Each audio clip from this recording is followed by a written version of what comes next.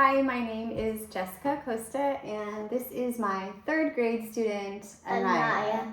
Thank you for being here. First of all, I appreciate your time.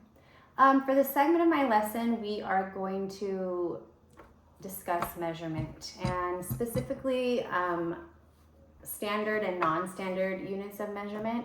I feel that it's really important to first introduce the non-standard types of measurement, such as we just have some coins over here, you can hold it up, and paper clips. Those are just the two things that we just found at home here to measure with. And so I think when students become familiar using other objects, such as these, or even your hands, or string, or sticks, well, they would have to be the same, right? I guess.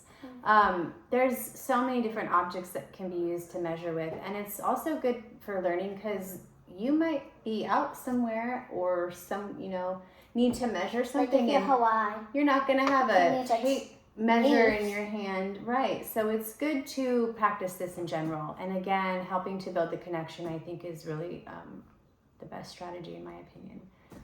So to start with, we have our coins and our paper clips, and then I just grabbed a random book to measure. I'm going to let you go ahead and demonstrate how you would measure that.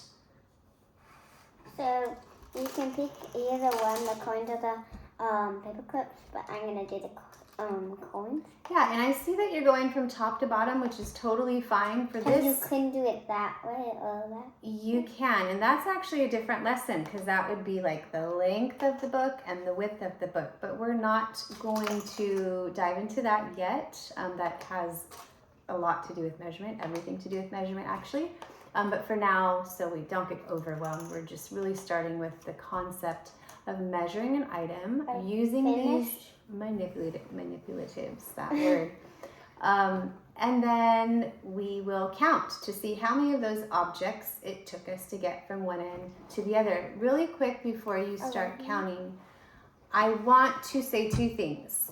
Number one, it's super important to make sure your item, whatever you're using to measure with, always starts at the very top, the very edge of whatever it is you're measuring, and that it goes all the way to the end or the edge again, from edge to edge of whatever you're measuring.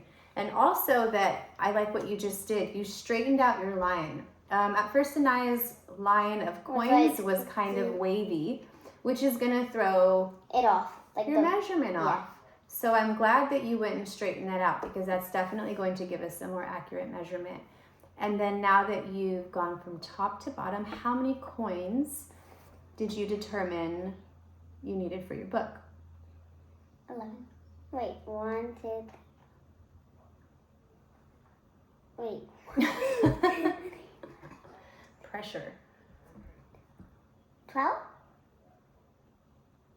11 or 12? Count it! 1, 2, 3, 4, 5, 6, 7, 8, 9, 10, 11. Yeah. Okay, 11. Don't get afraid because you're being recorded. Take your time. Okay, so 11 coins. Awesome. And so if we had another object, such as I have a ruler here just in case we are going to use it. You could even measure the ruler with the coins. You could measure my pen. You could measure the worksheet. Again, you can measure whatever it is. The idea is to find an item that you can use to measure with, and measure to see that you can get an accurate count for how many it would require. After we do a couple examples and demonstrations and I feel students are really ready to move forward, I'm going to pass out a worksheet as part of this lesson. And really it's just doing the same exact exercise. So on the left is a list of items that each table center is going to have provided in the middle of their area. So all students can take turns measuring. There's enough for everybody. Again, each center is going to have all these materials to measure with. And then on the right side of the paper are the blank spaces. And that's where I would like you guys to record your information. So for my students that are really just focusing on the number count for the items required to measure their object, they're just gonna write that number in. I would like you to write, so this was 11 coins, this is a book, we're gonna write 11 coins.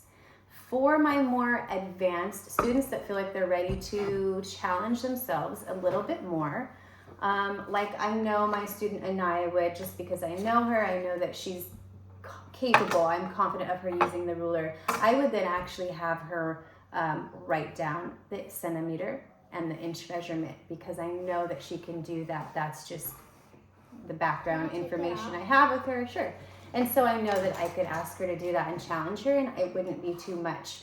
But once again, for my students that aren't ready for that, we're not gonna jump to that. We're gonna take it step by step. We're going to do one item at a time, and I'm going to walk and monitor the classroom throughout this entire worksheet to make sure that everybody's staying on task. Please sit down.